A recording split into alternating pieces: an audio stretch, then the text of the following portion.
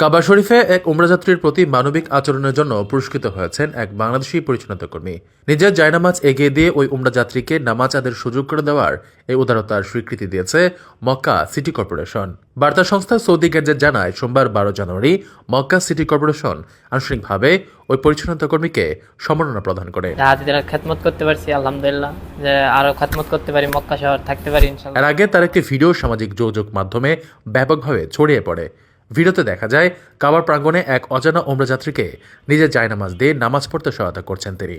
Mecca city corporation জানায়, হাজিদের প্রতি দায়িত্বশীলতা, আন্তরিকতা ও নিঃস্বার্থ সেবার অনন্য দৃষ্টান্ত স্থাপন করায় এই সম্মাননা দেওয়া হয়েছে।